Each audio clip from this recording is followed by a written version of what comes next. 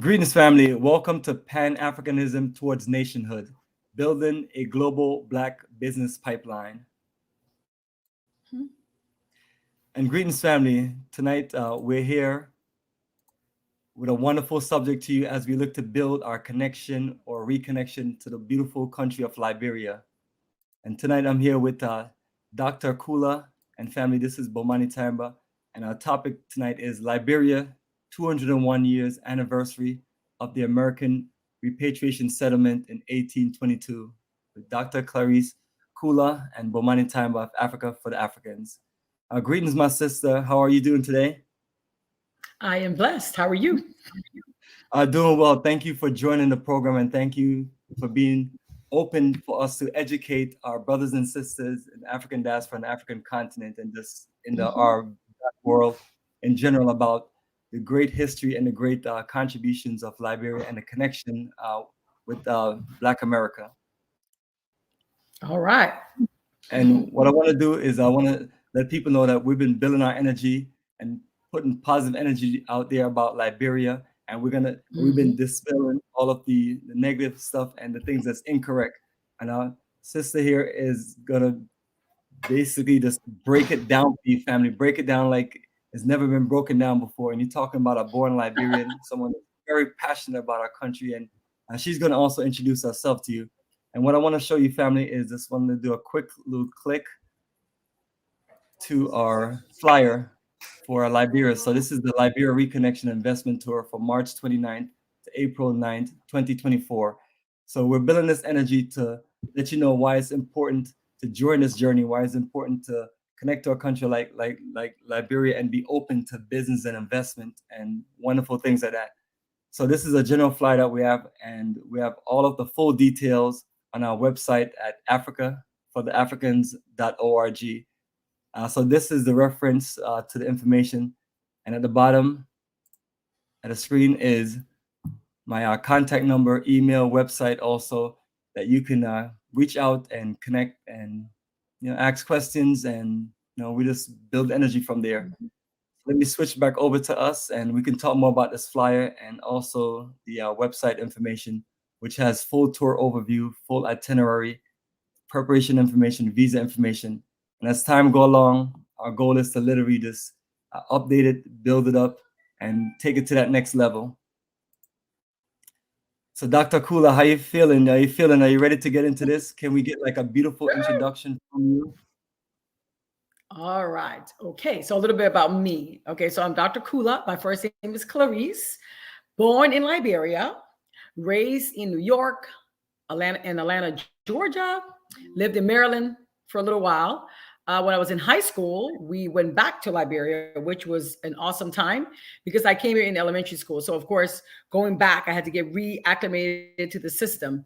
But like Bomani rightly said, I love Liberia. So even though I was pretty much raised here, went to Liberia for high school, came back because of the civil unrest that was in Liberia, did all my college, my graduate work, everything here in the States. So America is my second home. Liberia is my first, of course. And here I'm a college professor by trade, but I'm not teaching at the moment. I travel a lot back and forth to Liberia. I run a free program in Liberia for students, young people, who giving them an opportunity to go to school. I also own a school here in Georgia. I used to own 3, closed 2 down. I have 1 left because that one gives me an opportunity to be able to have time to leave and go and do some things that I really am passionate about in Liberia, which is the children, the education of the young people. Of course, filmmaking. I'm into filmmaking. I'm into writing. So movie is my thing, and I love to tell stories, being mainly Liberian and African stories. I love to tell through movies and other platforms. My mother and I have an organization called Health Page Liberia, Inc., and that organization brings medically ill children from Liberia and other African countries into America and other first world countries to have surgeries and other things that they may not be privy to in their home countries. And then also Educate Liberia, which is another program that I'm a part of. We do teachers training for teachers in Liberia. We do a lot to give back to the community there because we realize that due to the civil unrest that happened in our country many, many years ago, it is not exactly where it needs to be as far as the education system, because we were further ahead before that time. Liberia, back in the 80s, was a wonderful place. We used to everybody used to call it small America, right? Because it was just like America, just a smaller size. Many things, of course, were patterned after the U.S., including the Constitution, the flag looks the same as the U.S., is red, white, and blue with one star symbolizing at the time we were the only independent nation in Africa versus the 50 stars that are on the U.S. flag. We have so many things that are pretty much similar to that of America. And when we get into the history of Liberia, you understand why. So that's me, Dr. Kula, in a nutshell. And I'm just here to tell you some wonderful things about Liberia. I'm here to love on Liberia. I'm here to invite you all to Liberia because it has a special place in my heart. Yeah. Well, perfect. And I appreciate the introduction. And that's lovely because that's what we're looking to do. We're looking to connect with more people from different parts of Africa so we can work together. And that's what Pan-Africanism towards nationhood is. Us just working together, figure it out on our own and pushing our best effort and energy to keep that relationship going between Africa and America, or the African diaspora and African continent. I feel like you're a great representation of Liberia, and that's literally what I go out to do. I go out to just meet people so we can just connect. And people always ask me why am I so passionate about Africa? And I tell them that we have to go beyond just the countries where we live at and where we're from. I'm originally from Kingston, Jamaica. I live in New York City also. I lived in Virginia while I was in the Navy, and I live here in Georgia, building my professional career and my entrepreneurship. And I've been privileged to be able to just connect with other people that was passionate about Africa, and then started doing my own studies. And now what we have as Africa for Africans has this evolved. I've been to 10 countries. I've not been to Liberia yet, but that's one of the few countries we have not been to that's on our schedule.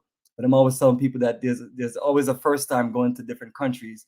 So I'm been connecting with you and talking with you, and you've been sharing a lot of information, and that has empowered people like myself to just want to just do the journey. And then also you have your connections in the country to where you have been doing a lot of tourism, and I've always feel like tourism is ideal. You come, if you don't know much about Africa, take a tour to a specific country, open your mind to the country, enjoy it.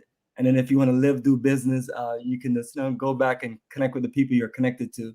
So that's what I want to share with more people about what's going on in Liberia. And then also, as our subject, talk about the 201-year settlement. Sometimes I look up at the numbers, and it's unbelievable because at that point, that was the only African country that had this any energy going as far as independence or just being able to establish a republic. Yep.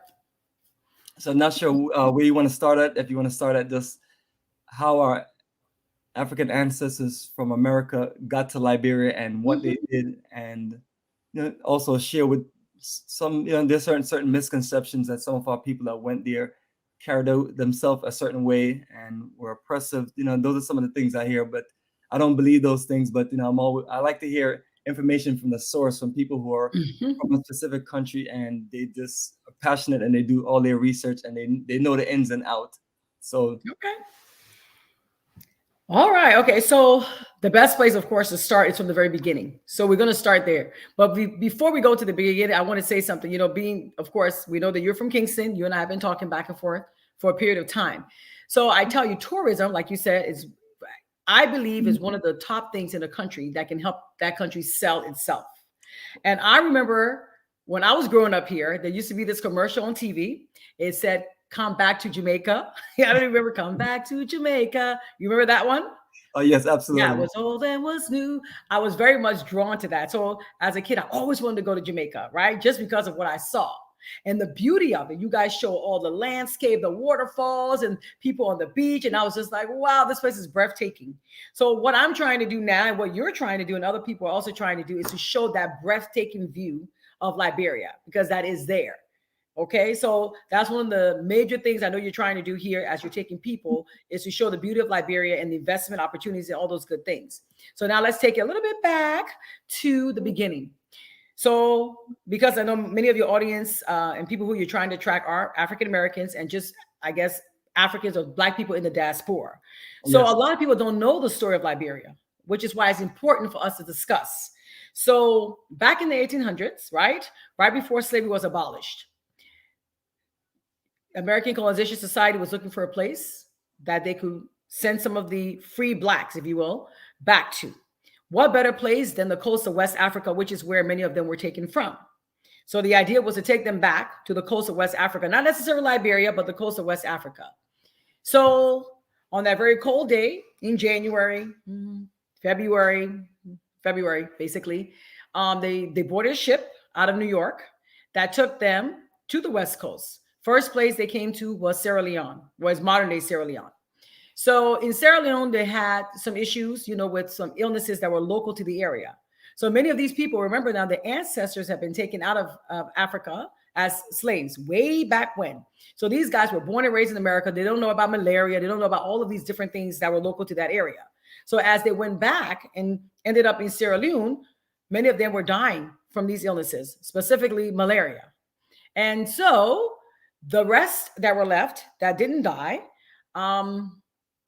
one of the agents, a couple of the agents went over and purchased some land from some chiefs, some local tribesmen in Liberia.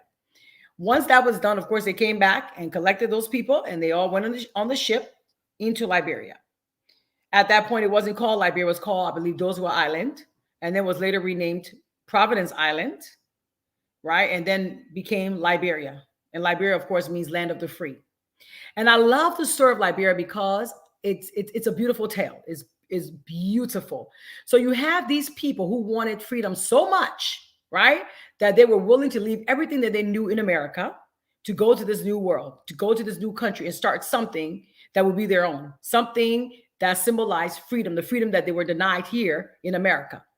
So here they are now. They're in this beautiful place called Liberia. They're building and they're doing things. Not to say there weren't people already there, because there were. There were a lot of local tribes that were there. The Bassa people were there. So many other groups were already there.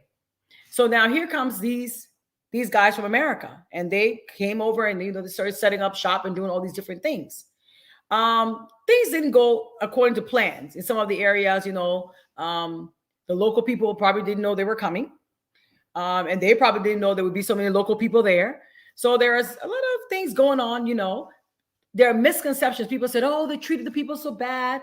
But also, if it's my home, I being a native person, if it's my home, and here comes these people, I may see them as intruders or I may see them as outsiders. So, of course, there were some hard feelings there. Same thing with these Americans who were coming over, who probably didn't know that they were going to encounter so many of the local people. So, of course, again, there were hard feelings, but there were some families that got along just fine. There were some families where the young people left their local areas or their villages, and they came into the city and they lived with some of the, what we term Americo-Liberians. People call them Conga people, but some were Americo-Liberians, another misconception. So everybody that came did not come from America. So everybody wasn't Americo-Liberians. The first group that came were Americo-Liberians, yes, because they came from America. But then we had people coming from the Caribbean islands. Sorry, we had there's a renowned, I like to call him a renowned historian by the name of Dr. Patrick Barrows. Dr. Barrows' people came from Jamaica, just like your people. There were people that came, the Barclays, they came from the Barbados. And then you had people that came from, it's just so many different people were coming into Liberia, right? And then there were people who came from the UK who were, of course, free blacks that started coming over. As time went on, we found that the first 10 presidents were, in fact, African Americans, right? A lot of people didn't know that.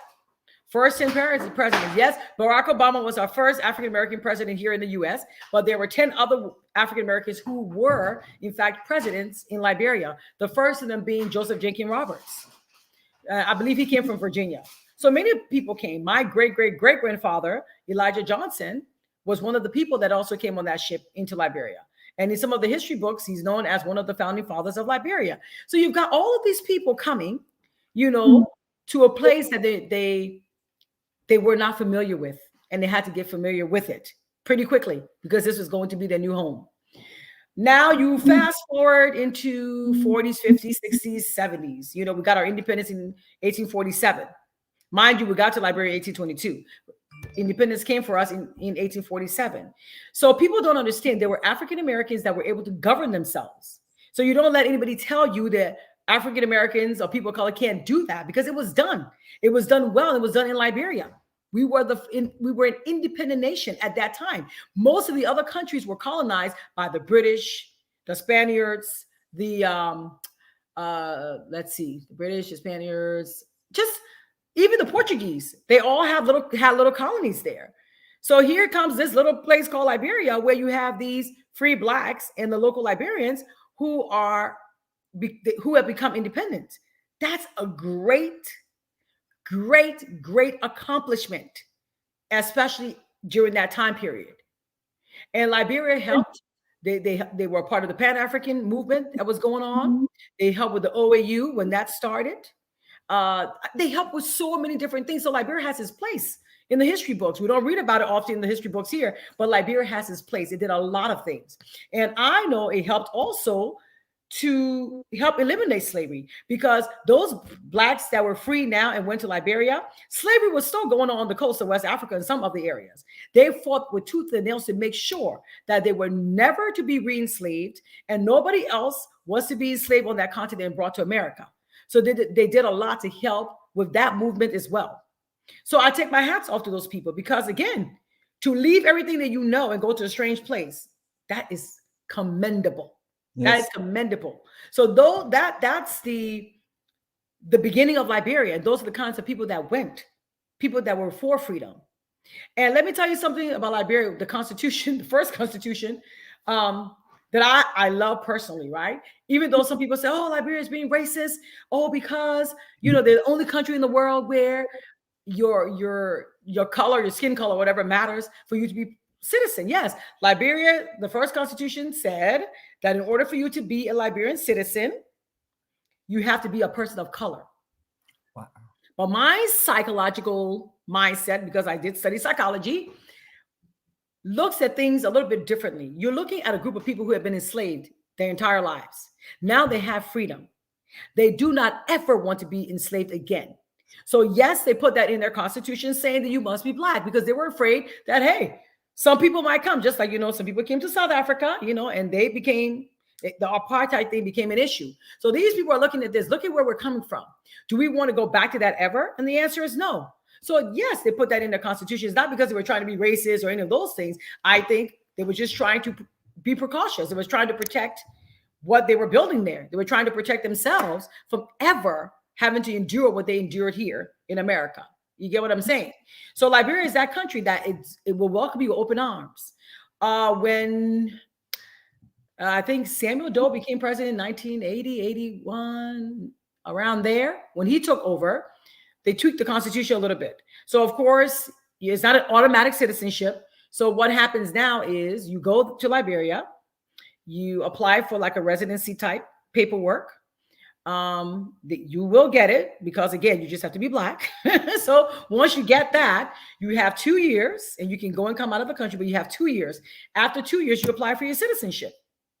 Once you're not a criminal or somebody, who's out to just do things that are not allowed in the country, then you ought to qualify and you ought to become a citizen. So it's not like other countries are coming up now and say, oh, we're offering citizenship. You already have citizenship in Liberia, especially the African Americans. The Caribbeans, you have citizenship in Liberia. There are channels in which you get it. Like I said, you apply, it takes a couple of weeks, couple of months, you get the first portion done, you wait 2 years, you go back and you get your citizenship. You can't beat that. No other country is going to give you that. Only Liberia. Only Liberia. Yeah. So you want to consider, that portion of it. So, and like I told you before, I love the rich history and culture that Liberia has. All of its efforts for freedom, all of his efforts to help stop the slave trade, all of his efforts to build a nation that Black people would thrive. I admire that. Granted, yes, we had a civil war. So, Liberia, first of all, let's rewind. Liberia had its first coup d'etat in 1980. Many of the African countries were already having coups, right? Liberia didn't have that. Liberia was a place where other countries, Nigeria, Ghana, everywhere, people came to Liberia. I remember many of the teachers, we had teachers that were from different countries, came to Liberia, and they were able to establish a good life. Mary Makeba came to Liberia. Hugh Masekela was in Liberia when they were all trying to escape from, the situations that were going on in South Africa. My dad was very good friends with Hugh Masekela. He used to come to the house. So, you have all these people. You've got people from the U.S., John Amos, Bill Russell, all these guys frequent Liberia. Many, many people. I can't name all of them now, but there were so many people that came into Liberia. Some of them called Liberia the second homes. Some of them had homes there. Some of them had places that they stayed. Some of them came back and forth. There was a very, very famous singer. What was her name? I can't remember her name now, but when it comes back to me, I'll tell you. She lived in Liberia. So many people. Even Maya Angelou had been to Liberia. Too many that we can't even name. Dr. Janetta Coles, who was the president of Spelman College. She was in Liberia. She had been to Liberia. So many. So again, Liberia was a place that when people came, they felt at home. So many people had told me that when they landed on that soil, they felt a peace that they had never felt before. Recently, John Amos went back to Liberia with me. He gave his testimony. He cried. I felt what he felt. You know what I'm saying? There was a young fellow that we took last year in December, in 2022, in December, when we got to the airport. He got down from the plane. He laid on the ground. He kissed the floor, kissed the ground. That's how connected he said he felt. Coming to the motherland and having Liberia be his first stop. We want you guys to have that same feeling when you come to Liberia as well. You're welcome. You're welcome to come anytime. We are there with open arms. So that's Liberia in a nutshell. If you have any questions, I shall answer them. You're muted. I think you're muted. Yes, we can definitely get more into it. Let me give some of our audience a quick shout. Thank you, Sister Naturally Shy, for your energy. And hopefully everybody else is enjoying the program. We're going to definitely get more into it.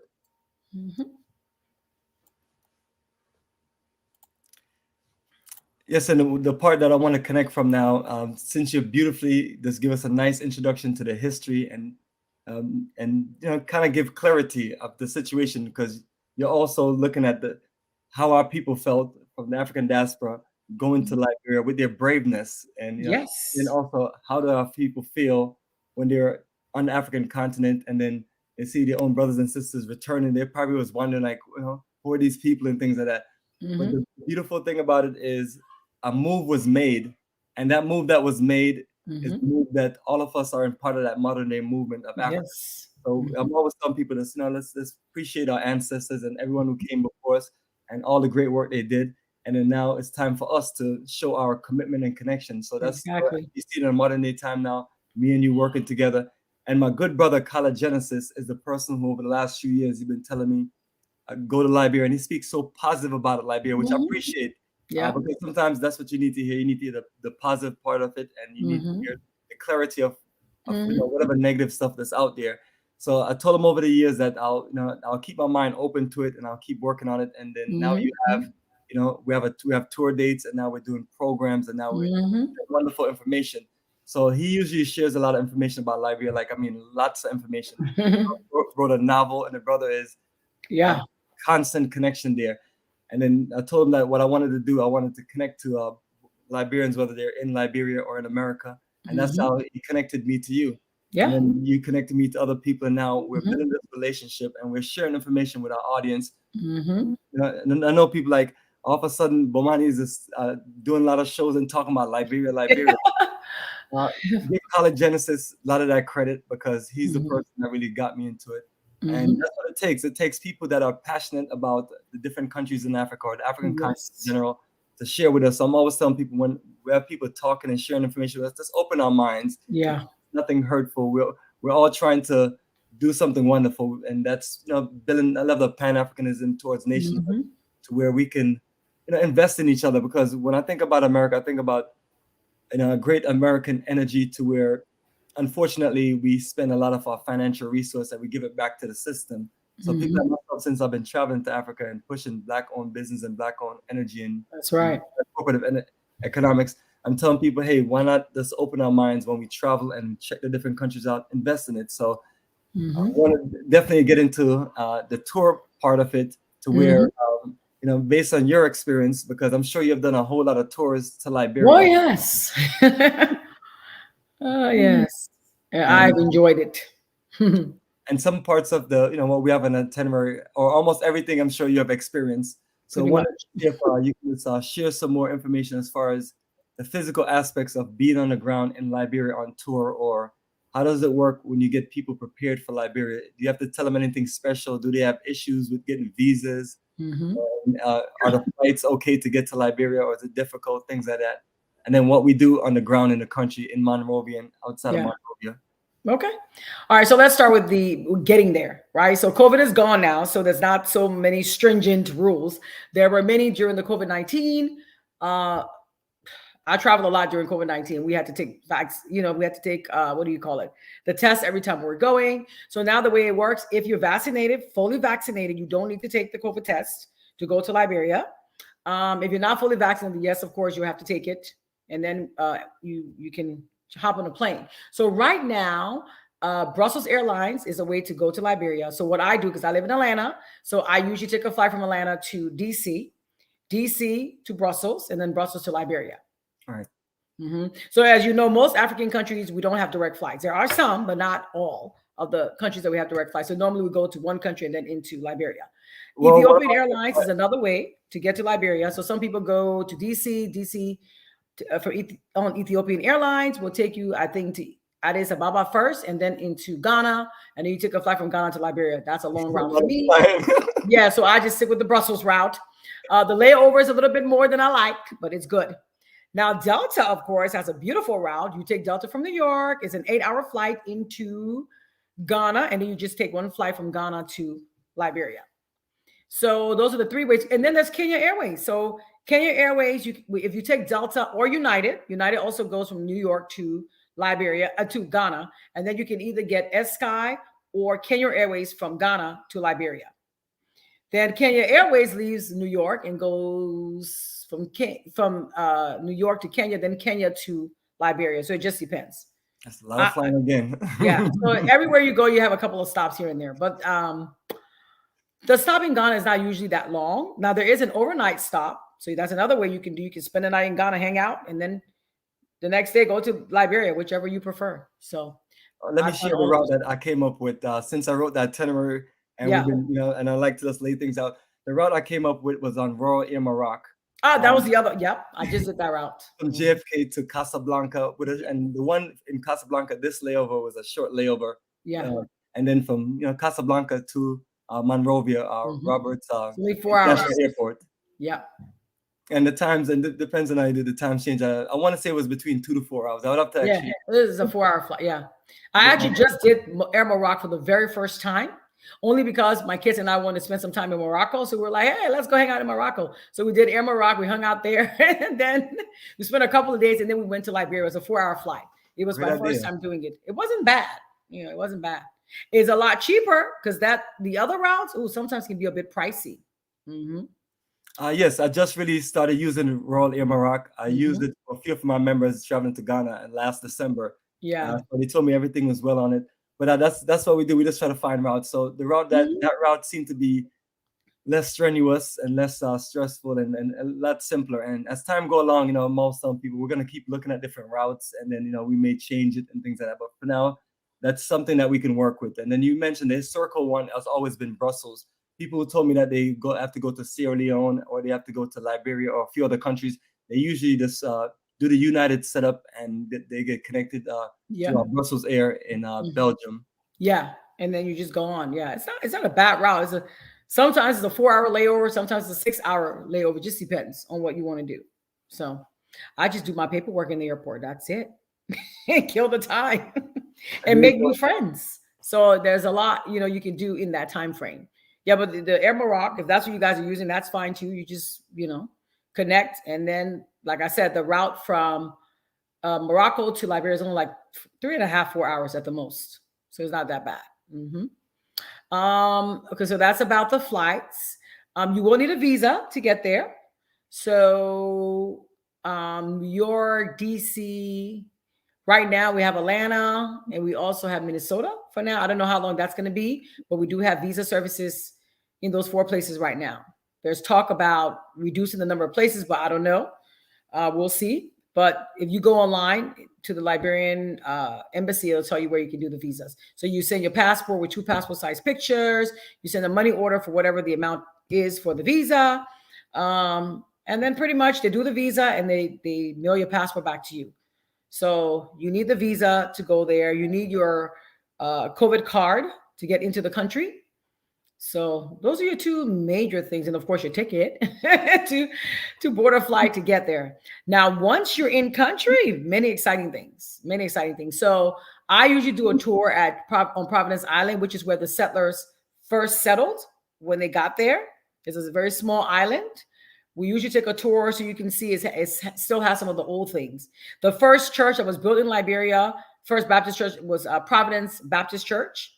And we usually take a tour there. The old pews are still there. They have a newer edifice, but they still kept the old church where Carey, who was the first pastor there, you get to see the list of everybody who attended the church. I get to see my great-great-great-grandfather, Elijah Johnson. His name is on the wall.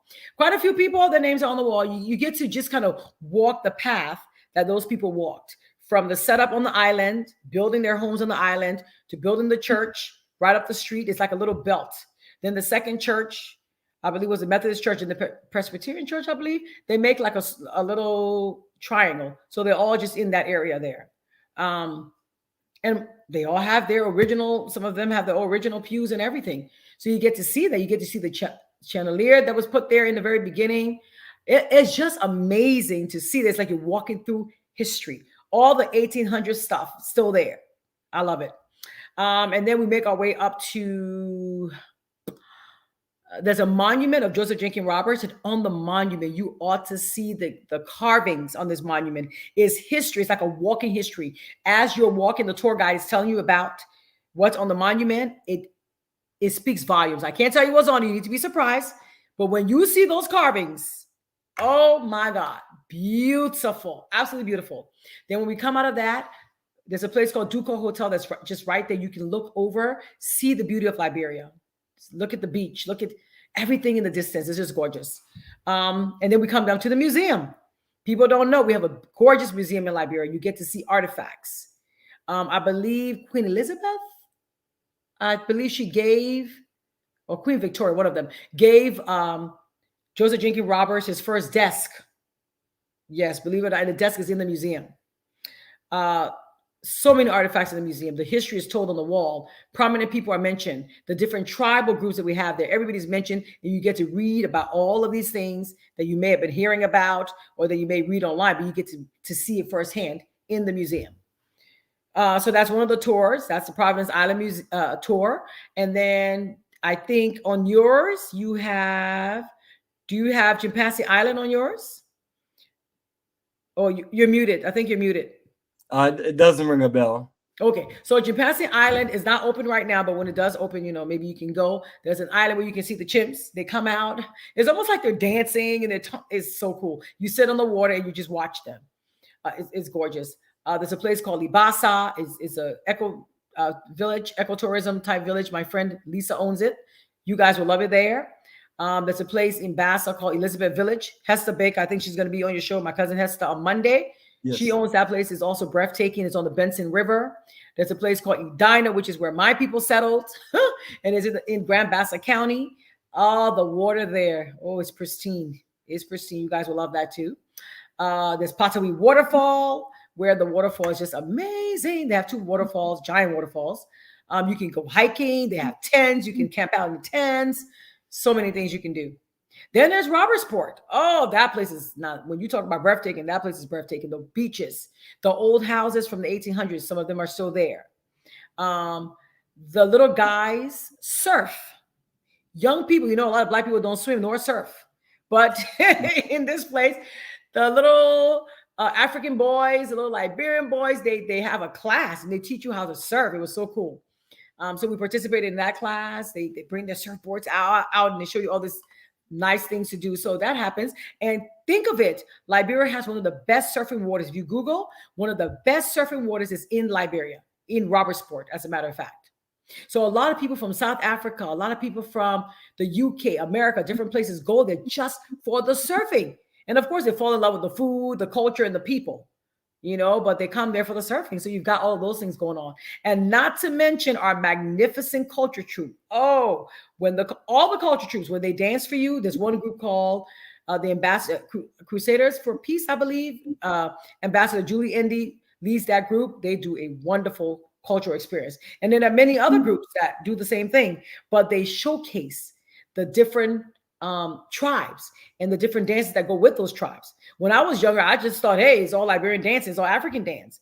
But I got to understand better as I got older that each tribal group has a dance, and it's something to see. It captures the very essence of who the people are, and you get to see that firsthand. So these are just a few places that I've named that you can go to. I think one of the places that you guys will be staying is one of my favorite places, RLJ, which is, I think you guys remember Bob Johnson used to own BET. So he opened a resort there. I think he sold it now. I heard he sold it to a Ghanaian. Huh? I heard he sold it to a Ghanaian. Yeah, he sold it to a Ghanaian. And so they're running it now, doing a nice job. And I love it because it opens off to the beach. It's just a lot. It's a lot. Beautiful, and it's Black ownership. Huh? Right? It's beautiful with Black ownership. Yeah, that's true too. Yeah. So, and even when we went to Robertsport, there's a place right on the beach, Nana's Lodge. That's owned by a Liberian guy as well. Yeah, it's right on the beach.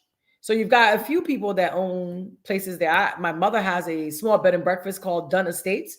It's right near the airport. So you've got a lot of people now opening places. Oh, there's a guy, Lester. He owns a place in Kungatown, on the Kungatown back road.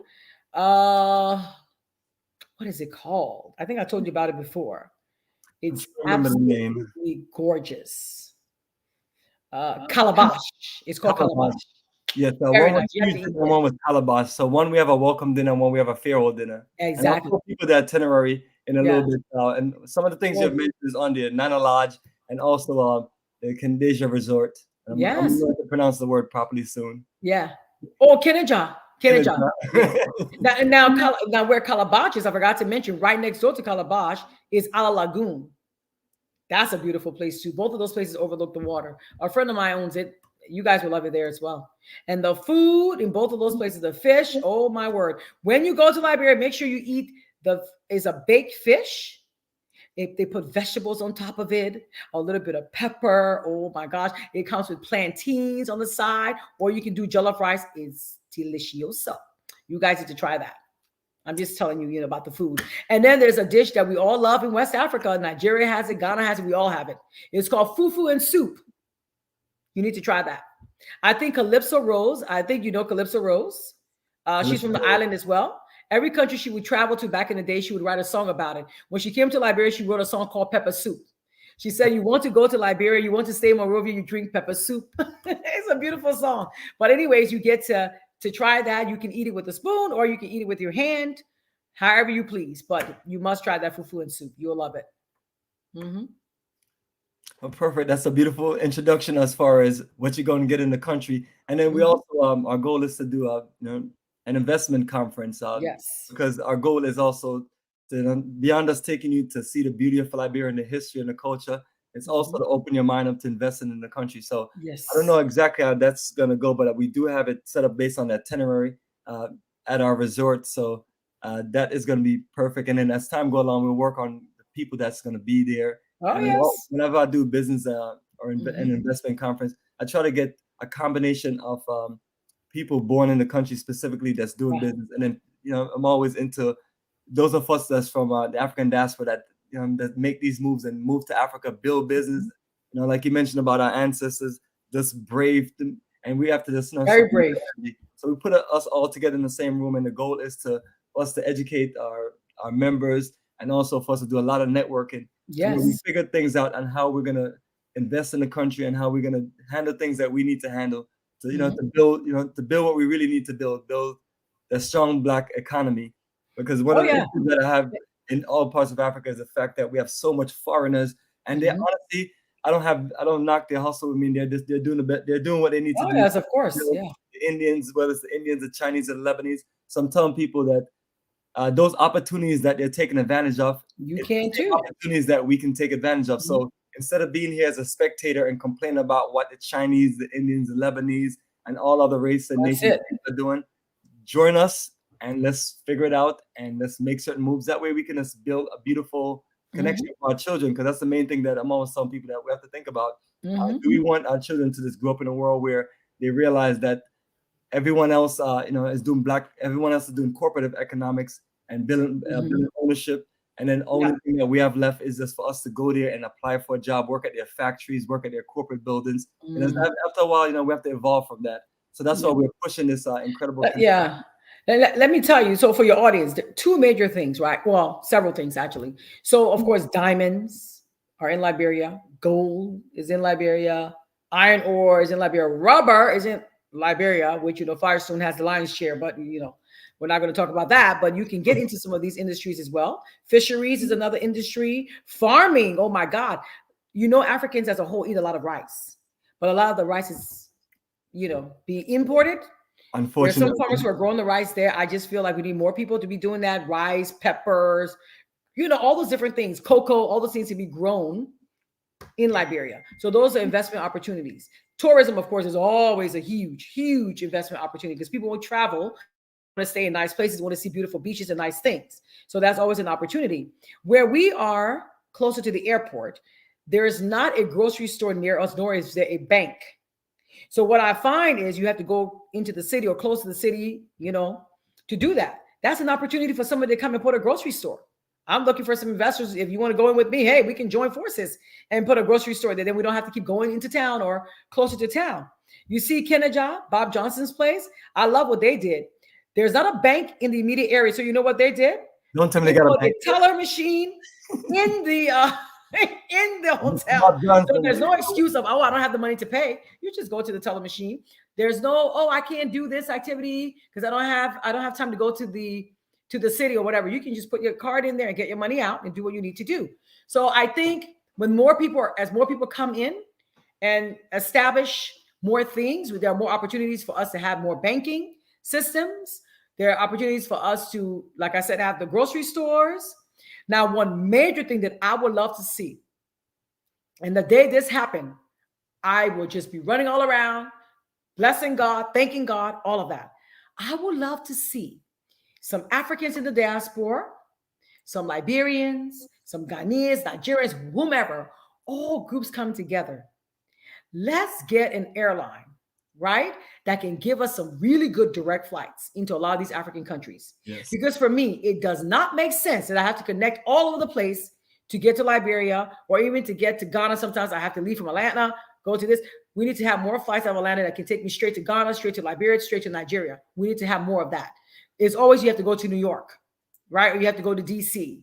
I would love to see where we have our own airline, especially Liberia. Liberia has a difficult time with, all of these airlines. I would love to see where we can have an airline that will take us directly. When I came to America for the first time as a kid, I came here on Pan Am. It was a direct flight from Liberia into JFK. That's when Liberia was on the top of the world. So we can get that back. What year was this? Because I do remember seeing it. 1979, 1980. Oh, yeah. Pan Am was in full effect. Yeah, we used to come. The breakfast was delicious. It was an American airline. So we had pancakes and sausage, and all the things that we love to eat. So I would like to see that. And I think that we can do it. I think groups like yours coming together in Liberia with us doing this investment summit, meeting different people, different investors. Maybe we can invest ourselves into getting, an airline, which would just be wonderful. One that we can control and do what we want to do. I'm just saying. There you go. And just looking for questions. That's a perfect analysis. And thank you for sharing this. And family, that's problem. What we're talking about. As you always hear our conversation, none of our conversation is not us just being spectators here. It's actually traveling to Africa and doing tourism. And also when you're traveling with us, we're gonna put black dollars in black hands. Right. And and so the countries that we're dealing with in Africa, they want that foreign exchange, right? Yeah. And talking about foreign exchange, what is the exchange rate? US dollars to Liberia. I mean, I couldn't. All right, so let's get on to that.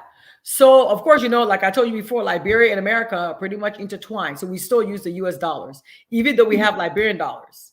So most Liberians, they want that US dollar. Of course, when you change it, you get better. I don't know what the rate is today, but usually it's almost like a 2-to-1 kind of thing. So you get more money when you change your US dollars for Liberian dollars. And it goes a longer way. Yeah. Mm-hmm. And one other thing, labor there is very cheap. So say you bought a piece of land while you're there, you're going to build a house, right? You don't pay as much for a house there as you would here. Same thing, housekeeper, drivers, all those things are a little bit cheaper. You know, it's not like here, it's just astronomical. So you can get a little bang for your buck in that regard. Mm-hmm. There you go. And I just pulled information up, so I'm just going to post it right here. Mm-hmm. And this is what it shows. Is that about correct? Yeah, that's it. Yep. So $152 or so. Yeah, that's about right. So people always ask me about the exchange rate, and I tell them I can't honestly keep up because it changes a lot. Like some exchange rate, maybe for $1 US, you get 5 of that country's money, and right Tanzania for $1 US, you get like 2,300 of their money. But I'm telling people that it doesn't make you like significant richer or anything. It's just it's just a cheap value. Yeah. So like because this $1, $156 is not like 156 US dollars, you know. So it's just a big number. Or even like in Nigeria with the Naira, it's the same thing. It's like a huge number. And what got me, one year the first time I went to South Africa, the Rand. I was very surprised. The Rand, when I changed my US dollar, it went very far when I changed it to Rand. Oh, yeah, it's a South African. I want to say that's 1 to like 13. And we got another question for you right here. Yeah. Are there investment groups with diasporans and locals in Liberia at this time? Just a few, not very many that I know of. There could be more, but I'm not too sure. There are a couple though that I've heard of. And if you need to be linked, I can try to help you link to a couple of people.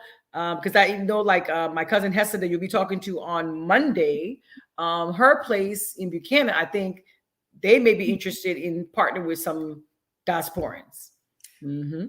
Excellent. So family, join the party, and the quickest way I would say for you to join the party is to go to the country, check it out, or travel and tour with us. And Dr. Kula, you do tours throughout the year to Liberia, right? Well, yeah, I'm going in March, and I'm going again in June. Already have my tickets, and then I'll turn around in October and go again. So how does these groups look coming to Liberia? Are they mainly people from America, the Caribbean, or just Black people in general from around the world? Just Black people in general, but of course, African Americans. My target audience, African Americans and diasporic Africans are the two. So of course, Caribbeans too. I have not had any Caribbeans as of yet that have joined the group, but most of them are like from here, from the States. African Americans and Liberians and a few other people have been going. Now my trip in March, I'm not taking anybody, I'm just going. And then in June, we have a group of teachers. We're going to train teachers there. So December is when we normally try to do the big group for touring. You're a serious diplomat. I try, man. I love it over there. When I get there, I'm so relaxed. I don't have to worry about the stresses of America. You can hire your housekeeper. The last time I took my kids, we had Thanksgiving dinner with my mom. We hired a chef. The chef came over. We gave him our menu. He cooked everything on the menu, set it up fancy. We did no work. It was the first Thanksgiving I didn't have to do anything. Just sat there. It was very nice. Very nice. There you go, family. And that's the energy that we have going, family. And so you see us going to Africa and coming back, going and coming back and making moves. Why. And as you can see, you don't hear any bad stories of us. You just hear us going and coming back with good stories, good energy. So those that are not clear about the African continent, we just want to open your mind up to it, because all we have is us, and we have to really put our energy together to really build a stronger future. So that's why we do these programs, and that's why we do a lot of networking. And it's just up to us to change the dynamics of the future for our people and our children. We can't. I'm always some people that just look to us and not look like there's like, sometimes people think that there's help coming or other people that's going to do things. So yes, other people are coming, but they're going to be, when they invest in your country, they're going to invest in your country to where they want to, not saying take over, but or we can say take over, but it's like in order for us to truly just build what we need to build, it has to be with Black dollars, Black hands, and us having control over our own investments. Other than that, it'll be the same game that's been going on for a long time. Yeah. So the key thing, like you said, is just to come. I tell people, don't work, look at what you see on TV. You know, before the internet, people just thought Africa was this bush and this wild forest. You know, I remember when I first came here, a girl said to me, "Oh, in Africa, you guys are jumping in trees." I'm like, "Trees?" She was like, "Y'all sleep in trees." I said, "Have you seen my house in Africa? You better wake up." My house is beautiful. I don't know what you're talking about.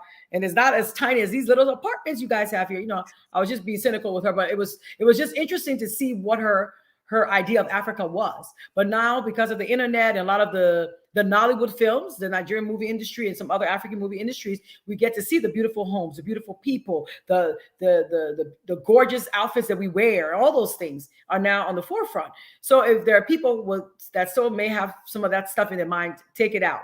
Come for and see for yourself. When my children first landed on African soil, they were like, "Whoa!" They fell in love with it. And my children travel extensively. So I remember one day we're having a conversation, and I had asked, I said, "Oh, what is your favorite trip out of all the trips?" And these kids have been to Europe and all these different places. And they said, "Liberia." I said, "What?" Yes. Yeah, they said Liberia. I said, "Really?" I said, "How come?" They said, "I don't know. There's something about this place. We just love it." And I get the same thing from people who go. They're like, "There's something about Liberia, the hospitality, everything is just unique." And so come to Liberia, check it out for yourself. You don't have to believe me, but once you get there, you'll be thanking me. One thing I'll say about Africa, the difference, family, between the African continent, the countries that we're going to take you to versus going to the European countries, is everything is 100% relevant to you, and it's your connection. Yeah. And it's all about you and our history and our connection. Yeah. So that's one of the biggest difference, because I've been to, I've been to England, France, Yep. Netherlands, Yeah. the main part, Amsterdam, and Mhm. you just there as a tourist, and it's like nothing is relevant to you. Plus, those places are super expensive. Yes, they are. You're not going to get the level of love and hospitality. As a matter of fact, Mhm. be careful, because people will be looking at you funny, because many times we go places and we're like the few black people. Like if we go to a British pub, and then you look around, there's a few of us, and people looking at you funny and strange. So I'm telling us, skip Europe.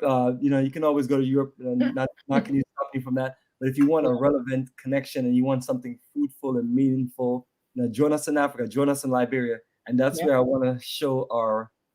And let me tell you, when you get there, it feels like home. And I think that's the authenticity of Liberia and of Africa as a whole. Is the place is like home.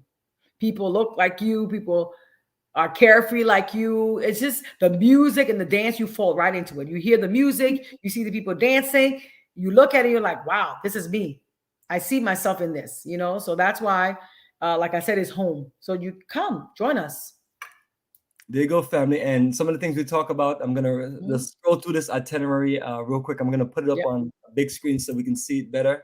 Let Mhm. me know if you can see this nice and clear. Yes.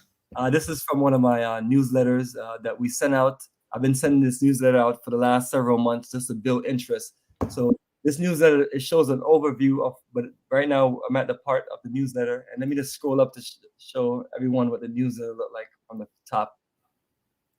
So it has our dates. And I love this logo. Yeah, I love it too. My favorite part is the love of liberty brought us here. Brought us here. That's right. And that looked like one of the sailing ships that brought our ancestors to Liberia. So families all connected. Let me scroll down. This is just showing some of our past connection journeys. All right, and here we go, Liberia. And so this is the first few days. So as we were talking, this is the flight route from JFK, New York. And these dates, as time go along, we'll update it to make sure that the schedule stay the same. But this one shows that we depart at 12:10 on Royal Air Morocco to Casablanca from JFK, New York, and we get there the same day, 11:59. And then once we get to Casablanca, you're looking at this, actually one of those short layovers. I guess the gates are just close by. But it's Yeah. from 1:20 a.m. and get to Monrovia in the morning. So when you look at it, that's a very short route. So that's our goal, to make it nice and comfortable. And let's fly in. And I'm gonna open my mind to what you mentioned about staying in Casablanca. But what I'm thinking about doing is on my return, maybe Right. spend a few days in Morocco because I've never been there before, and I've always heard Oh, you will love it. It's quite interesting. interesting. Very interesting. So I'm gonna scroll down the schedule. So family, once we get to the country, we're gonna have our crew staff pick us up once we get our bags, and we're gonna make that move to a wonderful resort, Keneja. Yep. Am I pronouncing it right? Yeah, Keneja. Yep, you've got it. Is the D silent or something? Well, some people say Keneja, some people say Kendija. It depends on what you want to do. It can be silent. It's silent. Keneja. All right. Keneja. And so, fam, what we have set up is one of the restaurants that our good brother recommended, Kala Genesis, to have us a welcome dinner at Fusion, the Afrique restaurant. Oh, I forgot to mention Fusion. Yes. Is that a welcome dinner? Because all these things we also have, I'm always open to adjusting it so we can create the perfect itinerary. So that is the first 2 days, family, and then the welcome dinners are always great because then you have your tour members with you, and then we just basically just in Africa just enjoying a wonderful time, and you just get to, and we're here to give you and offer you the best. So that's the link to the resort. Day 3, and while as time go along, you and I can always connect on how we could just adjust things in the itinerary. Right. So I have this day on Saturday as a roots and culture day. So I listed a bunch of different things relative to roots and culture. Like, are you familiar with all these sites? I got the Michael Gale Arts and Culture Center, the Creative Arts Center / Cultural School. Oh, you want to go to the Grand Masonic Temple? That's in town, yeah. Benson Street, entering the Tubman Stadium, yeah, that's there. I was at Stadium, and tell people, some of these things we're just driving through, but we want to show you things going on in the country. Yeah. Okay, cool. And then either we're gonna eat at the resort, or we'll find somewhere else to do a nice little jam or something social, because we want you to enjoy the country from morning, evening to night, and that's our goal, is to show you the beauty of the country. And as we go along and travel to the country and learn a little bit more, we'll just keep on doing it strong. But I'm telling everyone that we have to start somewhere, and this is a great start. So that's the day for day 3. Day 4, I have beaches and tropical paradise. So since it's that's probably a nice day to go to the beach, right? Because I remember in Jamaica, that's when we used to go to the beach on a Sunday morning. Yeah. Right down, right to our beach in Kingston. Yeah. So leave a hotel for Buchanan, tropical paradise in Grambassa County. I remember you mentioned about Grambassa County. Oh yes, I was born there. So you know about all the wonderful beach, Sunset Beach. Oh my God, yes. And is there another beach things we can go to, or is Sunset Beach the best option for us? Yes, that in Elizabeth Village. Hester's place. It should be reopened. She's doing some remodeling now. It should be reopened by next year. Perfect. That's a wonderful place. You guys can go canoeing, boating, all that fun stuff. And there's chalets, so you can sleep in the chalets if you want. If hang out in it, it's very nice. You go it has a pool, it is on the water. It has a boat, all that good stuff. And the man himself, right here, family. There he is. Oh yes. So this is a statue of Joseph Jenkins Roberts, his monument, the first president in Liberia. Now, where exactly is this monument? And is there anything else on the monument? You see the sculpture at the bottom? It's yes. all around it. It's just beautiful. It tells a story. It's at a place called Dukor. It's on the hill. Hotel? Huh? It said Dukor, right? By the Dukor. Yeah, Hotel. right. Dukor. I forgot to mention, Liberia had the first 5-star in West Africa. Dukor Palace Hotel. I think all of Africa, as a matter of fact, Dukor was built, and it was the first 5-star. So right next to Dukor is where this monument is. So there's a place called Broad Street. If you take Broad Street, I believe, all the way up. You keep going straight, all the way up. It takes you up to where Dukor is on the hill. And then right next to it, you have this monument. And when you turn away from this monument, if you look right in front of you, it overlooks the city with this view that is just like, wow. Yep. And family, this is a brother from Virginia. Yes, sir. And that's why the story is always interesting. When I remember seeing a video, as a matter of fact, Esther had an interview, and that's the one that she shared with me about. Yes. Obama's not the first president, first Yeah. African American president, And I was watching, I was like, that's a great wealth of knowledge to really push and educate people. I guess some people look at it like, well, they weren't presidents in America, but when they hear the conversation, it's it's all relevant because we're talking about born Americans who become presidents, whether it's in America or Liberia. But that is impressive, Dad. So that represent the first. He represent the first of 10 presidents, and Barack Obama was the 11th.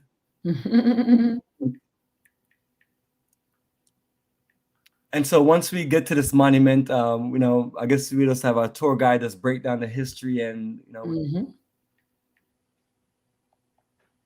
And now this is the part based on our title, Repatriation Settlement, Stolen Africans. These are the things that we put together words because people always ask me how would I consider our people.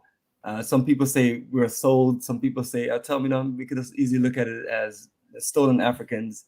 But many people can just look at it different ways.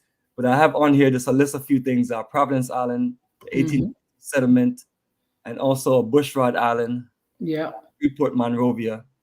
Full tour including Capital of Monrovia, Liberia National Museum, Capitol Hill, University of Liberia, the monuments itself. So what I want to talk about is those two islands. What do those two islands mainly represent? I know you talked about it earlier that Providence Island was that connection when the first settlement happened. So is there a presentation there available for us, or we just have to create our own presentation? No, the tour guides will give you that. Yeah, perfect. So the tour guide usually does a wonderful, wonderful job. And what about Bushrod Island? Bush is in the same area. It's not too far from Providence Island. So when I was doing this and I was working with our guide in the country, I was trying my best to organize everything together to where it's in the same area where we don't have to drive all over the place. So if you see something that's far out, like because it's one thing when you're putting together these schedules. It's another thing when you physically just deer in the country and you have done these routes over and over. You tend to perfect these things. So as time go along, if we see anything, family, we'll adjust it to where it flows nice to where, because the goal is to make sure that we leave out in the morning and then come back in the afternoon, to where it's just not a long, stressful day. So usually we're out by 9 and we're back by 5. Right. Is that how your schedule flow when you're taking? Oh, yes. And you get up a little early and just enjoy a beautiful breakfast. So I'm sure Canada has beautiful breakfast because it's one of those incredible 4-star resorts. Yeah. And since you're on the beach, family, you can have nice breakfast on the beach and everything. Yeah, exactly. All right, so family. That's the first few days, and then what I like to do is take us out of the elements a little bit and get us connected. So I got Robert Sports, Grand Cape Mount County. So I don't have a whole lot of list of things there, but I do have on there Nana Lodge. So we have. And then once you're there, the guys in the area, they have the tour guides. They'll take you around, and you get to see historical places. There's some graveyards where a lot of the settlers are buried. They'll take you there. There are some houses, some like the first school, the first church. Everything's still there. They'll take you all around. And then there's an island. I believe it's a Masati Island. There's some islands along the way there. You get on the boat, and the boat can take you across the water. It's an experience. All right, it's an experience. So perfect. So we can definitely build up on that to where we have some detailed things in there to do. I'm telling people, like, family, bear with us on certain things because what we do is we have to put together a nice itinerary just to get started. Yeah. And as time go along, we add certain activities in it. So if you see this basic flow like we have right here, like the next day we're set to go to Gola Forest National Park. That's a long ride. I don't remember exactly where it is, but it's a little ways. But that's okay. We can make it work. Yes, and I was trying to open us up to I've been to many different national parks in Africa. I don't know exactly how this one is, but the main thing people always want us to show them is animals. Yeah. This one is not like those safaris or anything like that, but there are animals. Yeah. Yes, I want to tell people that I'm not trying to be doing that stuff. Taking half of our tour time, like 4 days for us to go out there. I know. Safari. I mean, we can always do that in certain countries, but I'm telling them that we focus on roots and culture, but we also want to give you a little taste of things. And I guess Exactly. this national park is also in a building mode where it's being worked on and being expanded. Right. And day number 8, Woo. Yes. Sunny Kweli, the birth of the OAU, Nimba County. My Yes. good brother College Genesis always break this down, and and he always explained to me about that the foundation was set up right there, and Right there. I did not know that as much as I study about our connection in Africa. I did not know that Mhm. recently. It It's was when set up later right there. Yeah, and all the information is on the wall. When you get there, you'll be blown away. It's something. And so the next thing that we're gonna do in these last 3 days, these 3 days I mentioned, is that we're gonna find some nice activities for you to do, get you some nice dinner, and make sure you're nice and relaxed. But we definitely don't want to keep you in Monrovia forever. So Uh, we're just taking you out for a little bit, for a few days out, and then we get you back to Monrovia. right. And then once we leave from there, we are heading back to the Monrovia area. So family, what we're looking to do, we were talking about earlier, is to set up this incredible business and investment conference that's networking, and make it very fruitful. Get you some nice dinner, and then once you finish the dinner, we just have our conference, and we finish our conference. We just enjoy just a nice little social night there, or somewhere out, because day number 10, Saturday, is a free day, and it's going to be our last day as we close out, and then we're going to be having this incredible farewell dinner at the Calabash Restaurant and Bar in Monrovia. So that is the farewell dinner. So we have a nice welcome and nice farewell dinner. How do you feel about this restaurant? This is another one of my great recommendations from my good brother College Genesis. You mean Calabash? Yeah, Calabash. Yeah.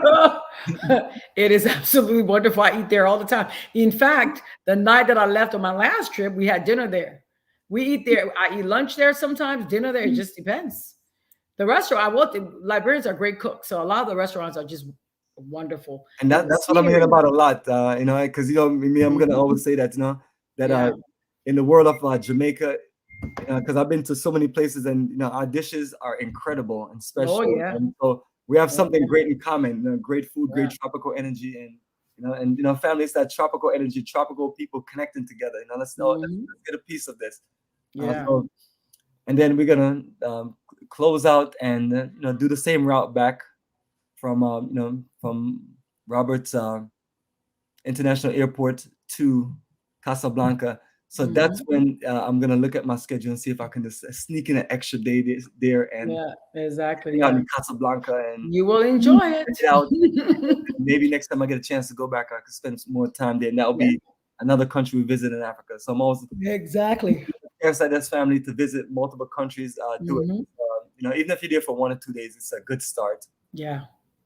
And with the food, the restaurants, like I said, all the food is really good. Even the hotel you're staying in, the restaurant food is good. And there's a place in town. My good friend owns a place there. What is it? The restaurant, I think it's called Suave Lounge, is upstairs in the hotel. It's like a little, yeah. So there's just a lot of places wow. Wait till you guys get there. You're in for a treat. Like, the food is just amazing. It really, really is. And that's always a part of a great journey. You want to have great food, Yes. great lodging, great tours, and great Mhm. environment of people. So I'm always telling everyone, when you come in together, you join a journey of a lifetime with us, it's nothing but positive, great energy. You get a chance to meet other Black people that you may not have met if you didn't join this journey, because I have people coming from East Coast, West Coast, Midwest, Southeast, Southwest, all over the USA. And then some of the people that are traveling with us, they're from different parts of the Caribbean islands, and some people There coming you from go. Europe. But this represents Black energy that's actually interested in Africa, going to the African continent. Yeah. And yeah, it's just an experience. I tell you, it's just an experience. Because in town, I know like some of these nice places for breakfast and affordable breakfast too. Nice places for brunch. Bella Casa is one of them. Suave Lounge, I think, is in Bella. Yeah, it's in Bella Casa on like the 3rd floor. Oh man, the brunch there is delicious. It seems like you know all the good spots. Oh, I do. That I do. Oh, I do. I just like the experience of trying different things. You know, like, and oh, one more thing, you guys must try a drink. It's like ginger. We drink a lot of ginger. There's a ginger drink at Calabash. Woohoo! Yeah, you guys are gonna love it. Straight ginger. Ooh, And so the two good. restaurants that I just named, who own both of those restaurants?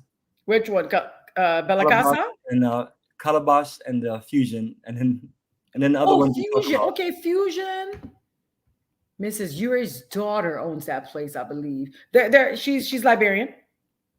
The girl that owns Fusion is Liberian. Bella Casa is Lester. He's Liberian.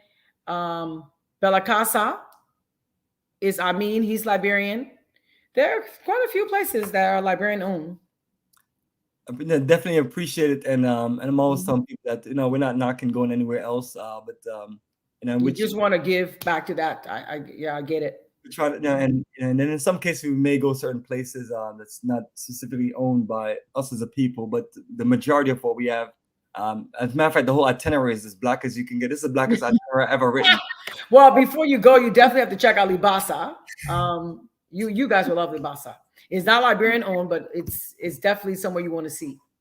There you go, and that's why I mentioned this. Yeah, Maybe they have even have a natural habitat with the animals. There is so nice. Yeah. So there you go, family. So as we always say, family, we're all about that, that life and that energy to support our own energy so we can build. But at the same time, too, even if we did 75% that itinerary, that's impressive, because sometimes people create these itineraries and they don't put enough emphasis on, doing Black-owned establishments as much as you can. Some countries are a little, like I was in Tanzania, that was going to be tricky. So I just did my best, at a group of Indians that we connect with, because they seem like they control the whole hotel district. Yeah. Well, it's not they control the whole country there in Tanzania, but we do our best to work it out. But I'm always proud to say countries like Ghana and Liberia, the two of my favorite countries based on our historical connection. Number one, Yeah. the relevance to me being a Black man from Jamaica. I just feel very connected to the history and the culture. So, family, we're gonna do this together, and that's why we have this big banner that say Pan-Africanism towards nationhood, and then we have the banner up here that say Africa for the Africans, because it's important that we support each other and we work together and we figure things out and we just build a better future for our children. There's a lot of things, there's nothing that we can change in the past, which is, and so we just have to kind of just build a better future. I'm trying to see who wants to join us, and if anyone else have any questions. I know it's a Friday night, so we don't want to hold you, but let me see if anyone is posting any comment. And this is the link, family, if anybody want to join us. My good brother Kala, if you're available to tune in for a few minutes, definitely click on the link and join us. I'm trying to see if there's anything that we miss. I think we covered everything: food, people, culture, a little bit of investment opportunities. Yeah, I think we did. That's beautiful. And so, family, if you're looking to find out where to find this information at for the tour, let me just show you this for full clarity on our website.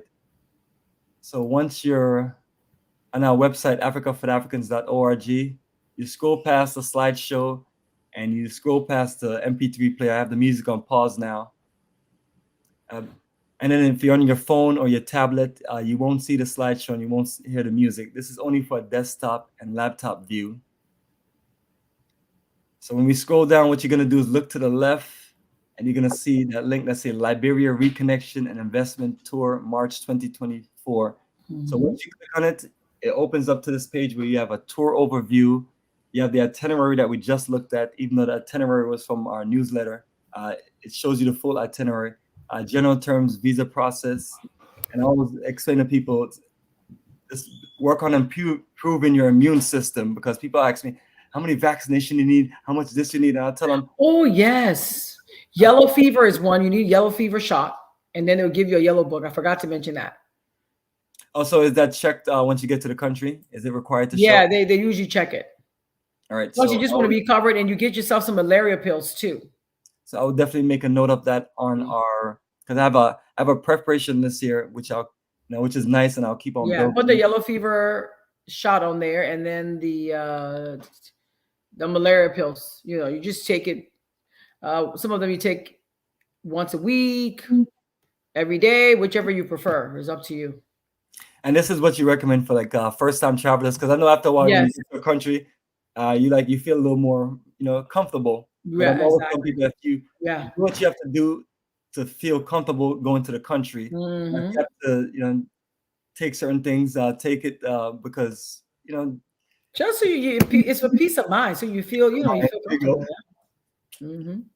So family, that's it. So these links, I'm not going to click on them, but family, that's all you have to do. Just click on the links and read through the details. I'm a person that believes in presentation and having information for you upfront in full clarity before any commitments or anything. So this is our information so you can view it and just be clear. And let me switch back to us. Okay. And let me see if anyone have.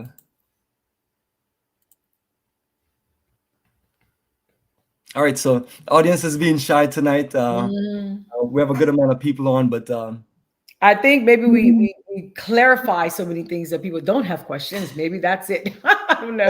honestly, that's always the issue, and that's Yeah. how beautiful presentations work. We make these presentations where we just cover as much as possible. Yeah. All right, But so you this guys person- don't be shy. I mean, if you have anything, let me know. But again, you will love Liberia, so just check it out for yourself. Perfect. So naturally shy. Say I don't know about Liberia, but in Sierra Leone, I'm allowed to own land. So she's an American, but I don't know how that works in Sierra Leone or Liberia. So Yeah, there's a way. Like Sierra Leone was trying to do something recently where you could own land. So there's some land rights information that came out recently, and I'll try to send that to you. In the old days, like I said, when before the Constitution changed, Black people could be citizens. Of course, you could own land. There's some little tricky things that they've got in there, but I know recently there was some land clarification that said that you could own land. So I'll get that information over to you guys, and then you can read and decipher for yourself. There's a process, pretty much, of how you go to do that. So perfect. So you would say that these processes are simpler because I guess the great thing about Sierra Leone and Liberia is a part of that reconnection. But I yeah. know that other African countries that were colonized, like seriously colonized, don't have those same flexibility in their Yeah. government. Because after the 1980 coup, there was some changes made, but recently, someone sent me some new information about the land ownership situation in Liberia. I haven't fully read all of it, but the guy was saying to me that there's a way that you can own land without having to lease it or that kind of stuff, but you could own it outright. So I'll find that and forward it to you. That is perfect. Make sure no one is sending me any message for a chat.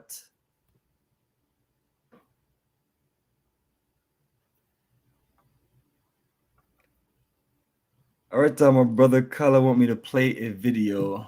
So let me see if I can find it to play it.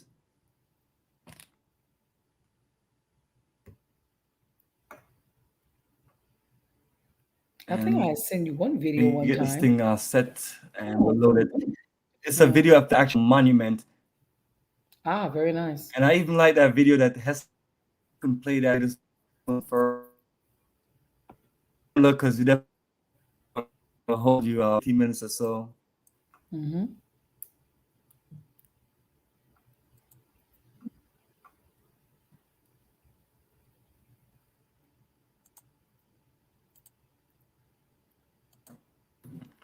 All right, so let me see what this video is. Oh, that's color video. Okay. I had sent you a video one time where we're let me see if I can find one. I love talk about the video with John Amos. I can definitely play that.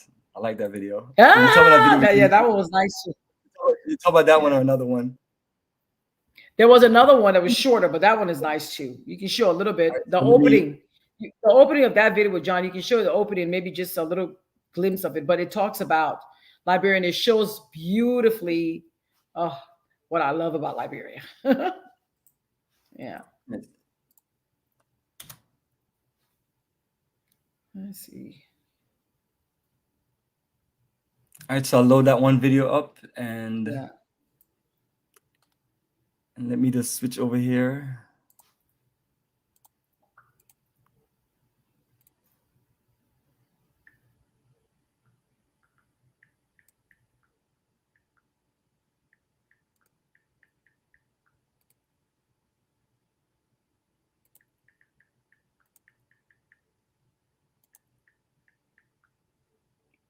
Oh yeah, this is it.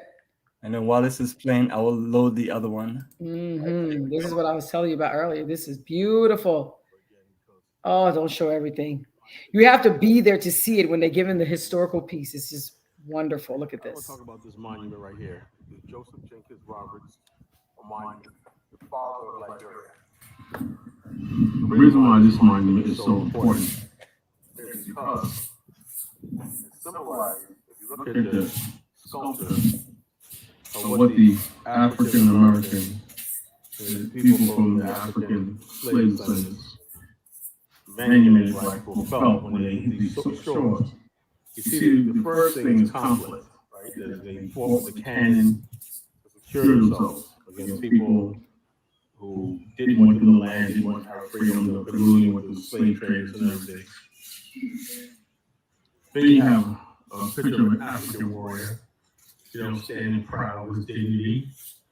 Okay, there are two sides, both are proud African. They want to say, we don't run over us. Then comes the reconciliation, the peace.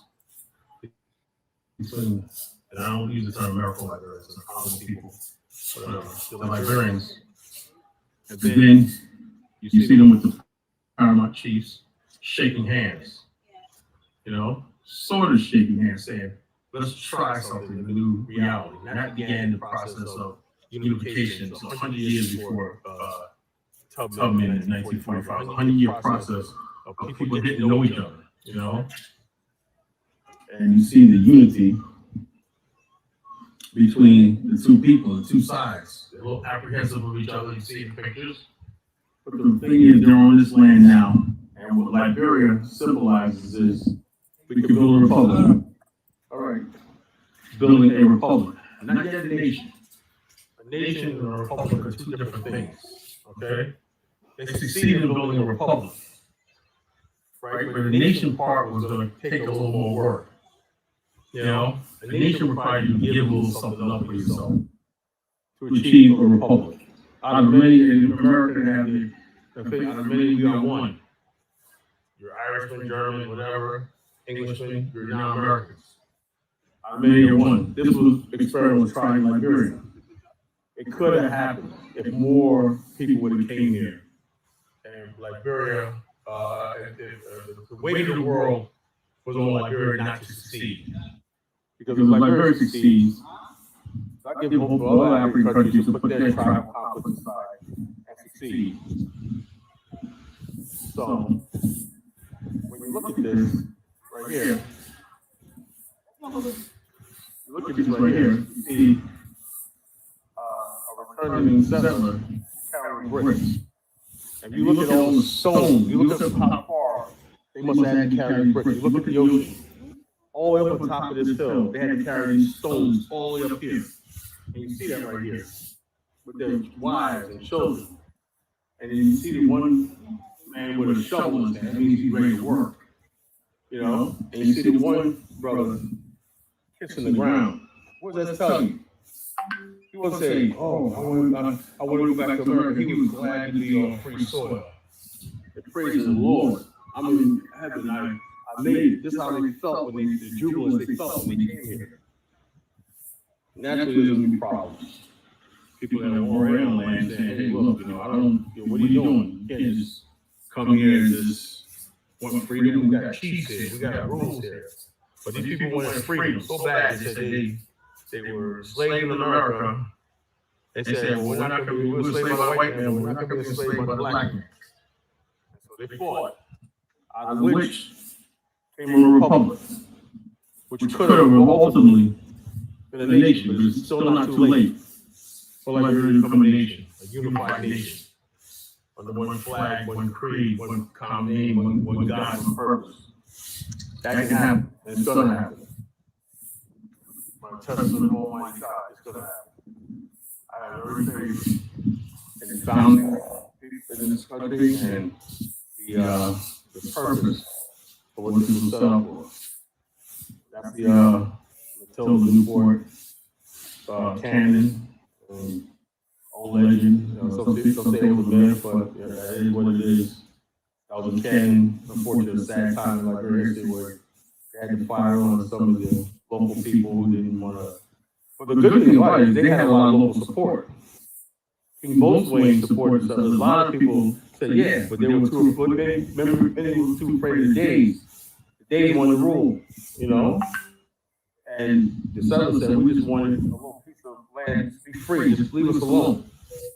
You know, that wasn't enough. You can't have people free without being under somebody's rule. So what happens in history when people say they want to be free, somebody says, no, you can't be free. Conflict, war. No different than watching the Game of Thrones. There's nothing unique or so bad that happened in Liberia that didn't play out all over the world. So let's stop making it seem like, oh, wow, they went to war and all this stuff like that. Stop. It happened, and we learned from it.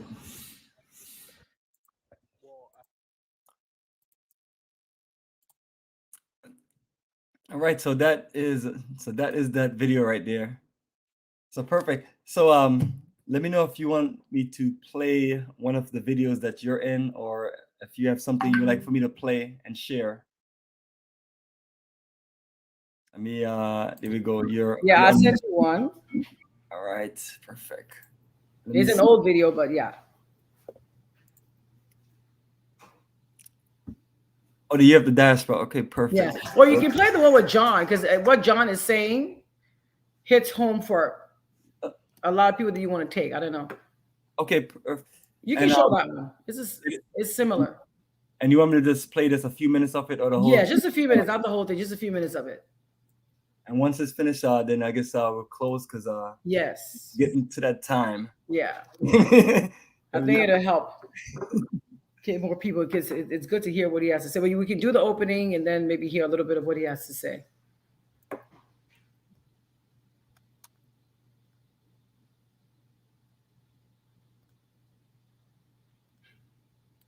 Introducing the new Sleep Number.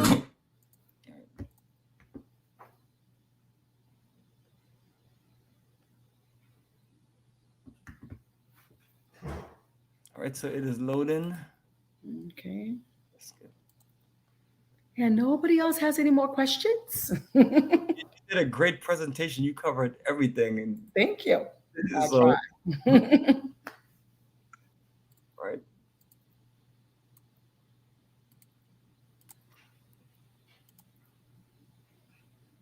It's coming up as people from across the diaspora celebrate Liberia's 200-year anniversary. The Year of the Diaspora will raise awareness about tourism in Liberia by connecting local businesses to global entities. The event will showcase the West African nation's uniqueness and reunite Liberians, Africans around the continent, tourists, and businesses from around the world in order to promote networking and investments throughout Liberia. Joining me now to shed more light on the Year of the Diaspora are legendary actor, writer, and producer John Amos, and the distinguished Dr. Clarice Kulah, who is the CEO of Providence Preservation Foundation.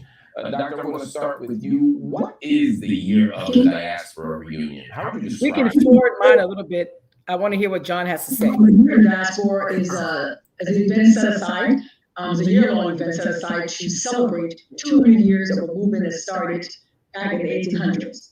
It's awesome commemoration. Let's go. Let's see if we can get to John. Decorated actor, many love you. What got you interested in celebrating Liberia via this reunion? Liberia was the first country that I visited upon visiting Africa for the first time.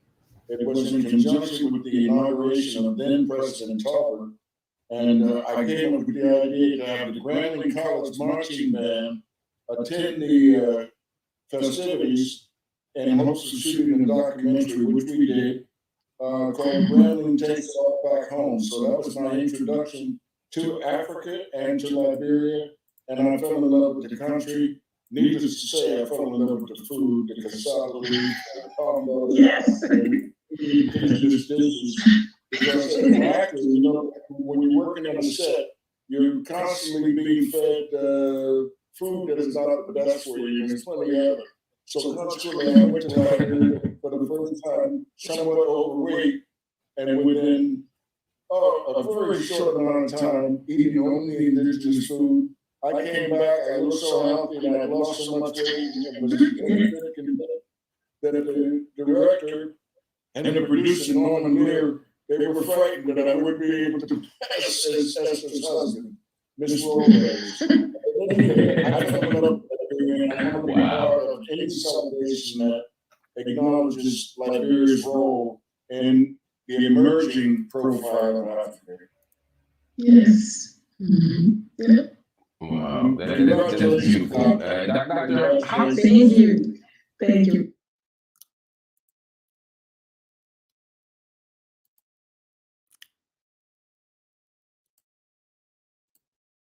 All right, so perfect. So that's the short little portion. And what I can do for those who want to hear the full program, once you close, I'll just play it back for them so they can listen to it. I'll play the whole thing for them fresh. But my sister, Dr. Kula, appreciate your energy. Thank you for joining the program and shedding so much light and all the wonderful things that we actually need to know about Liberia. So that's always very helpful. Thank you for having me. You guys have a blessed night. All right, absolutely. You take care. You too. All right. And we're keep connecting back because we have a lot to talk and work on. All right, no problem. Talk soon. All right, so family, so that was another wonderful presentation. This is the video link of the video that we just watched. And I'll put this as video with John Amos about Liberia.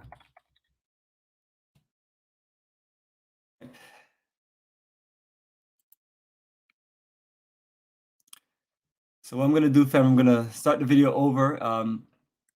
We were supposed to only do an hour, but sometimes, you know, we do long streams. But Dr. Kula only had an hour and she stayed back longer, so appreciate her. It was just a beautiful presentation. And we do have you know, another presentation for you about Liberia on Monday, and we're gonna keep on working these presentations because the goal is to educate us about Liberia. And before you used to see, you know, Kala do a lot of the presentations also. But I'm trying to just get different people to also do presentations, and we'll just keep on doing presentations with Kala and other people and about Liberia. And you know, that's our goal. Our goal is to flood the energy with this positive energy about Liberia and get prepared for you to join us on this wonderful journey of a lifetime to Liberia. And that's literally almost in 13 months. And it's going to be a nice, you know, nice energy. And we showed you the itinerary and so on. So let me just play this video back in full and then just enjoy the video.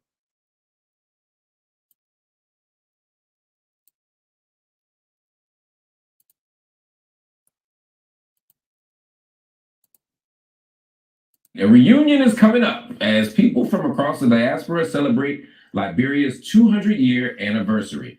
The Year of the Diaspora will raise awareness about tourism in Liberia by connecting local businesses to global entities.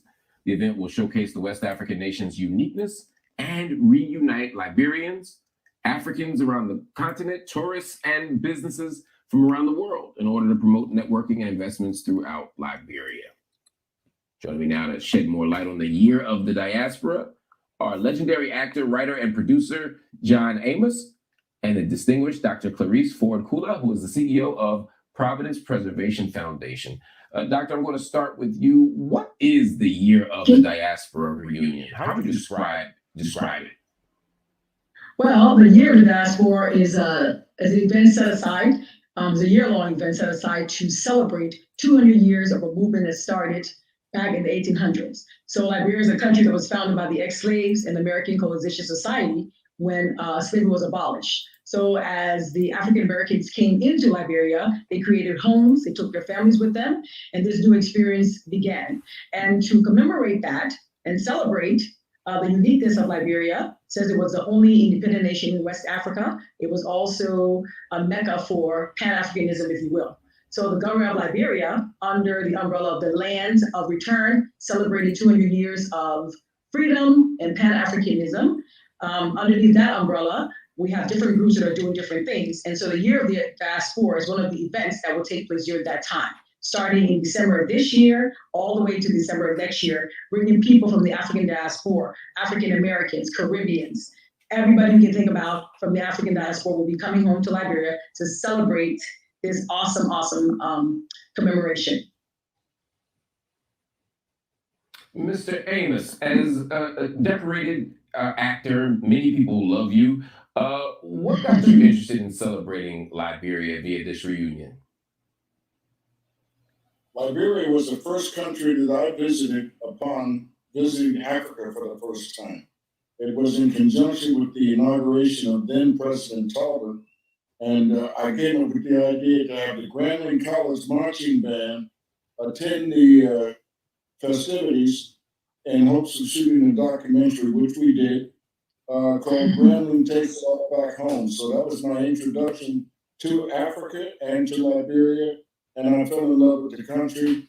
Needless to say, I fell in love with the food, the cassava leaf, the palm butter, Yes. and the indigenous dishes. Because as an actor, you know, when you're working on the set, you're constantly being fed food that is not the best for you. There's plenty of it. So consequently, I went to Liberia for the first time, somewhat overweight, and within a very short amount of time, eating only indigenous food, I came back. I looked so healthy, and I lost so much weight, and was that the director and the producer, Norman Lear, they were frightened that I wouldn't be able to pass as Esther's husband, Miss Robles. Anyway, I fell in love with Liberia, and I want to be part of any celebration that acknowledges Liberia's role in the emerging profile of Africa. Yes. Mm-hmm. Yeah. Wow, that's beautiful. Dr. Thank you. Thank you, Ms. Amos. Yes.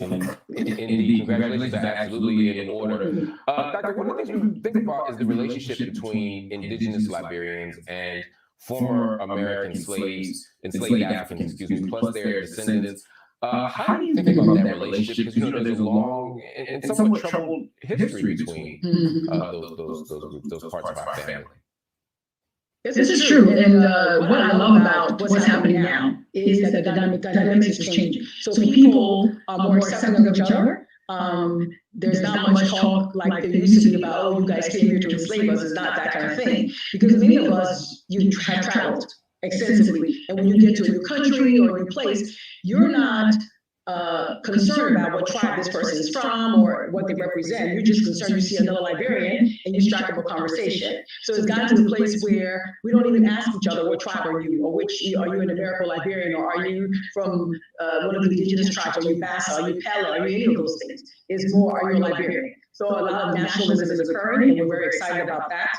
Lots of intermarriage have occurred, so things have gotten much better than what they were with that situation. I'm trying to figure out how we can persuade more people to support this. You know, and I would ask both of you, what would you say to persuade folk in the States to come back home to Liberia? I want to start with John Amos. What would you say to people to get them to come back? I mean, you kind of sold it with the food and the looking good and the losing weight. I mean, you got me ready to head back home. But what would you tell folk? I tell people in a very pragmatic standpoint, there are tremendous business opportunities in Liberia. And they can look into those investment opportunities and realize that they've got a place that they can invest and enjoy. It's a simple. It isn't a matter of just putting your money somewhere where you'll never go or you'll never feel welcome. Contrary, you get the best of both worlds. I feel that you invest in and look very carefully at all the opportunities that exist for a business person, particularly a young business person in Liberia. They'll be absolutely amazed and they'll be very gratified if they went through the process of getting an education where they can make a contribution to the involvement of Liberia and all of West Africa. That's what I would do, and that's what I would do. That'll have to be the last word. Doctor, thank you so much for joining me. Mr. Amos, thank you so much for joining me. Can I say one thing? If you want more information, Can I say one thing? I can give you 10 seconds. 2 seconds. Sure. Okay, so Mr. John Amos, on behalf of Egypt Air, the director of Egypt Air in Liberia, myself, and Year of the Diaspora, we want to offer you a round trip, all expenses paid tickets on December 17th to Liberia and back on January the 3rd. We will have that ready for you in the business class. So come and join us, everybody. We're going to have food. It's going to be an amazing time. So just come and join us. Lots of tours, beautiful places to see. So we look forward to seeing you on the flight. Wow. Rest assured, we will see That is you amazing. because God will all be there and looking forward to That's right. That's beautiful. That's beautiful. Doctor, December 17th is my birthday, so I'll be waiting for my ticket as well. For more on the Year of the Diaspora, make sure you check out the website. Are you?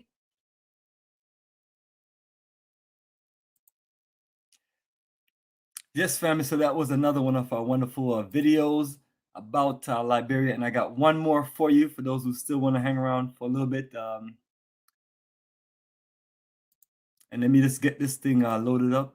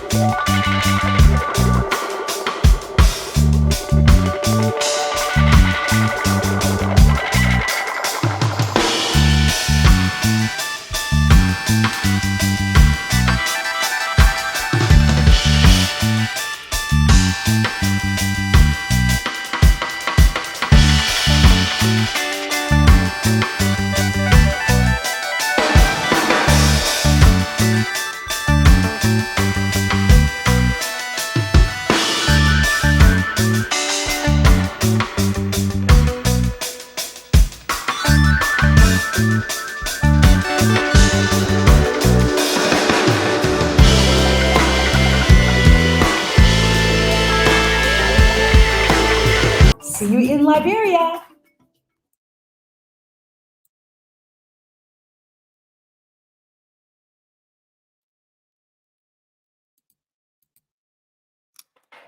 Yes, so family, that is it. So I just showed 3 videos.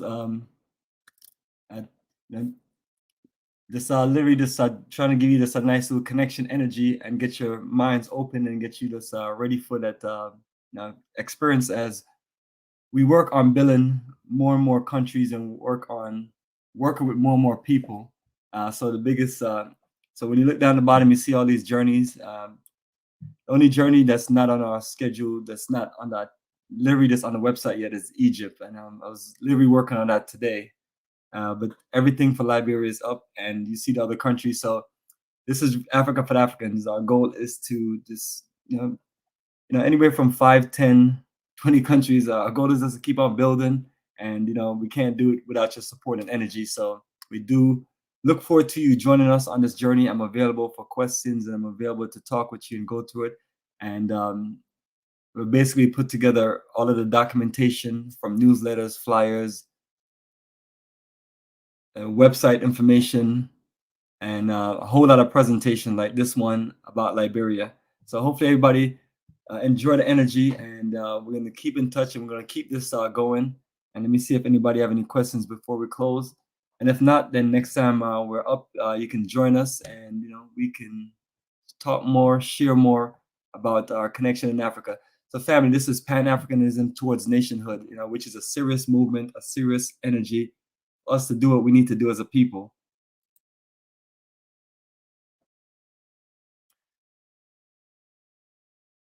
Let me see what else I got. I shared information on our website. So let me put back up our tour flyer.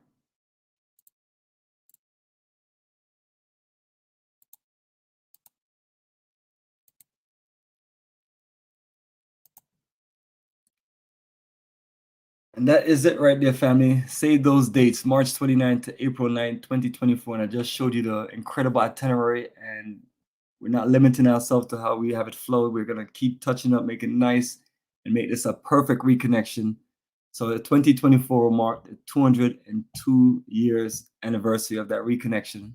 So very significant. And next year will also mark our 18th year doing these incredible tours, and my 20th year traveling to the African continent across 10 plus countries by that time.